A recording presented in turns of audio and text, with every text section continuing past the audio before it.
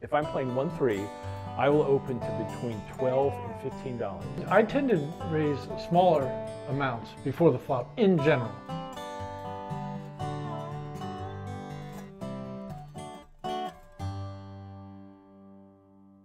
A lot of comments in the YouTube channel saying, let's talk about bet sizing, and we thought we would get something that was manageable. Right. We're just going to talk pre-flop. Pre-flop only bet sizing. And it can be pretty crazy because, you know, maybe you're one of those people that doesn't like to look at their cards until it's your turn so you don't give off any tells or whatever, right? There's 3 limps in front of you and you look down and it's Hallelujah. Hallelujah. Now what am I going to do, right? Okay, well, we're going to cover that, and we're going to give you some pretty straightforward guidelines that you can use. And the theory behind it.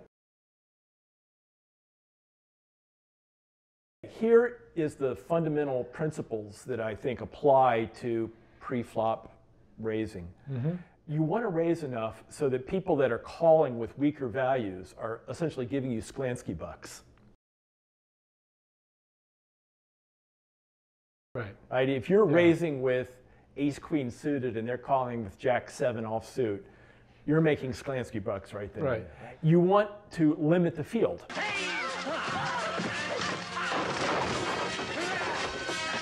You don't want to play pretty much any hand against 5 opponents. And sometimes you're going to raise and everybody's going to fold and you just collect all the money without even seeing a flop, and that's usually a good outcome as well.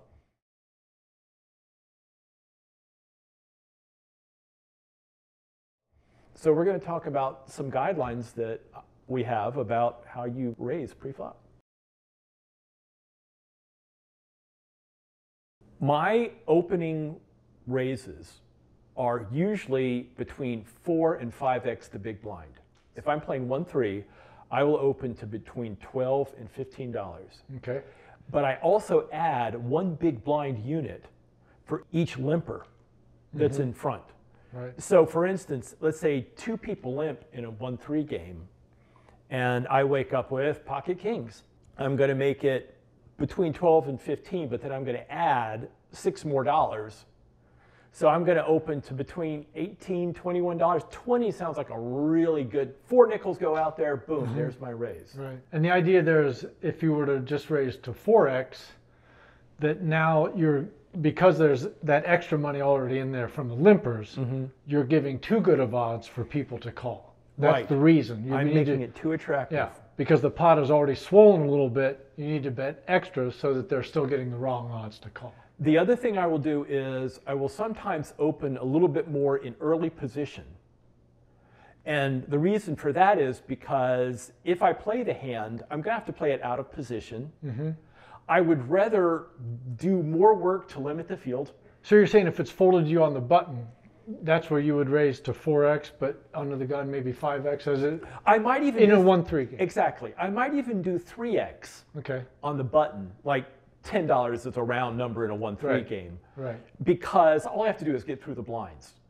Right, and I'm not as nervous about playing a pot if I have to because I got the button. It's like, so I might open 4 or 5x under the gun +1, and then start to scale it down a little as I get over towards the button. It's a little bit different than what I do. I tend to raise smaller amounts before the flop in general, and that in soft games. And my reasoning is, I just assume that my opponents are the type that are going to make big mistakes on the turn and river.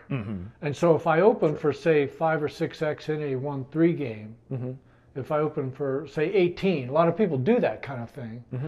Well, let's say the stacks are 300, and I open for 18, I get 2 or 3 callers, and now the pot's up in the 60, 70 range, and the stacks are, 280 left.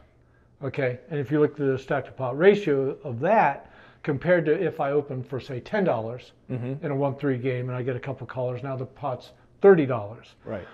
So I want that ratio. That's just my preference of my style, because I want to keep the pot a little bit smaller so that when big mistakes are made on the turn and river, there's still enough stack size left for them to make those big mistakes, to make the big bad calls, right? Right. But that's because I'm playing more of a make-a-hand style poker at those stakes. If I were playing a bluffier style, where I knew I was going to be doing a lot of C betting and hoping to take a lot of pots down, then I would be a little more likely to use the bigger bet. Right. Because then when they call, there's a bigger pot for me to steal later. Right. That's how I temper my opening sizes. But they do still fall within the prescribed accepted range of, say, 3x to 5x. The absolute dollar number seems to have an effect on people. It does. So for instance, in a 1-2 game, if you open to 3x, that's $6. Yeah. Well, people pay $6 for a pack of cigarettes. Right. They don't even care, right? Right. Like, whatever. That's a good right? point. You give me a Costco card and a Starbucks gift card, I'll call $6. Right. Whereas in a 2-5 game, that's $15. Yeah. And for some reason, that feels like more real money, even though it's the same number of big blinds. It's really interesting that that does exist. This is a special relationship between 1-2 and 1-3 and 2-5. Right. Whereas if you raise 3x in a 1-2 or 1-3 game, it's almost like it doesn't even count. Right. So you get 6 people calling you.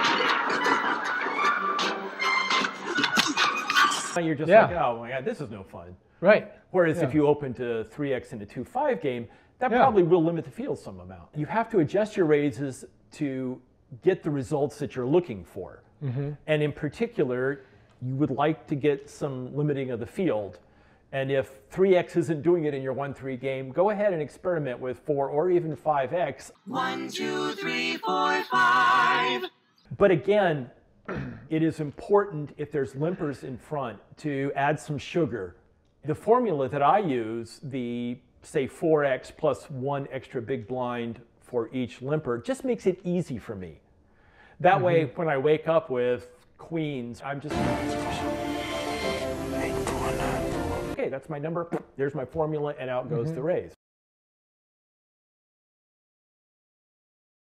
The other number that is important is if you're doing your raises out of position. Like let's say there's 4 limpers in front and then you wake up in the small blind with your pocket kings. When you're out of position, it's important that you raise more. And there's a few reasons for that. One, you are probably playing a snugger range out of position. So by raising more, you are collecting more Sklansky bucks from your opponents that have lipped in with weak hands. 2, you run a better chance of winning the pot without having to see a flop out of position. 3, you will more likely limit the field that much more. And again, you're going to have to play it out of position if you get callers. And you're shortening the stacks. The deeper the stacks are, the more disadvantage it is for the out of position player. Right. So you get some benefit from shortening the stacks a little bit when you're out of position. So the calculation I would do is, let's say that I wake up in the small blind with pocket kings. I'm going to make it at least 4 or 5x the big blind plus 1 more for every limper that was in front of me. And I might add a little sugar on top of that. Well, what you're saying is you're definitely going to add sugar. Yeah. Because that's your normal formula. So what you're saying is start with 4x, add 1 for each limper, and then add some amount more. Yeah. Exactly. So let's use a very specific example because the number that comes out is pretty scary. 4 people limp in a 1-3 game. Okay. I wake up with pocket kings in the small blind. Right. Well, I'm going to be making it 15 to start with, another 12 for those 4 limpers. That's 27. I think it's 35. Yeah.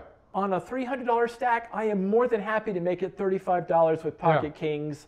Get 1 caller and then play a poker hand. So far we've been talking about opening or raising limpers. Right. So what if somebody else opened? What kind of sizing do we look at now? And we want to do a 3-bet? Yeah, we're going to be 3-betting. Yeah.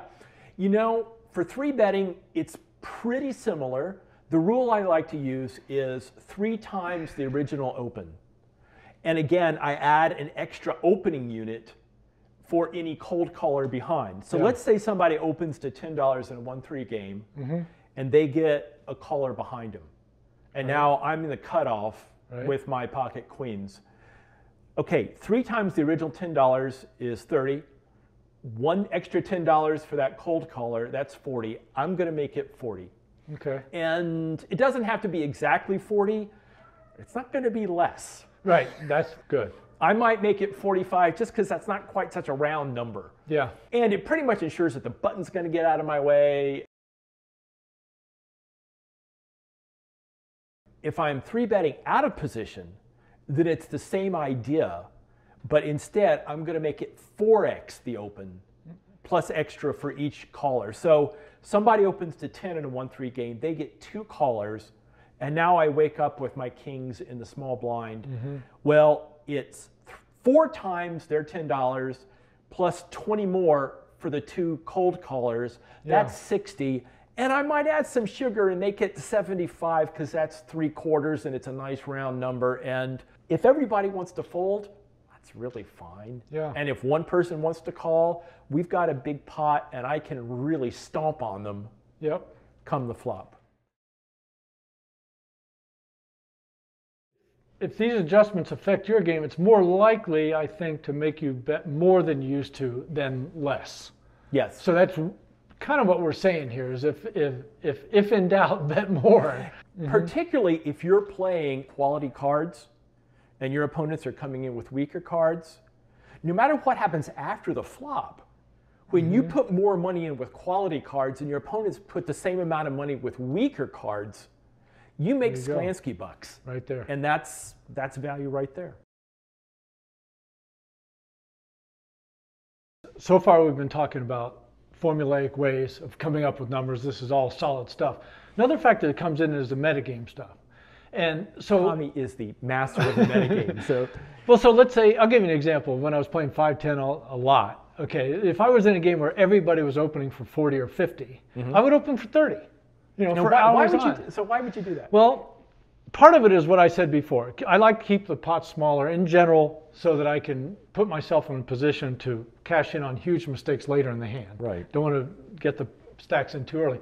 But really, I like to set myself apart from the pack in a way that doesn't cost me any money, this cheap. So for example, from the big blind, sometimes early in a session, if there happen to be 2 or 3 limpers, I'll do a min raise from the big blind, just for the hell of it. Just because I can, right? Because it's permitted by the rules of the game. Well, yeah, but let's say I have pocket deuces, and I want to build a bigger pot in case they flop a set. Right. I raise 10. You know, 3 people limp for 10. I make it 20. Nobody's folding. Nobody's folding. All kinds of eyebrows go up. They're like, "What's with that kook over there in seat 1?" Psycho killer, qu'est-ce que c'est? But the other key thing to take into account, and I touched on this earlier, is stack sizes. You got to be aware of the short stacks all the time, and sometimes that'll make you bet bigger pre-flop. Other times the guy's stack might be just right where you're like, okay, I only want to open for 3x, so that if he calls, the stacks and ratios are how you want them. So besides the formulaic ideas that we've gone over, which are all super solid, you want to temper that with any other metagame considerations that might be there. You don't want to just follow some formula all the time.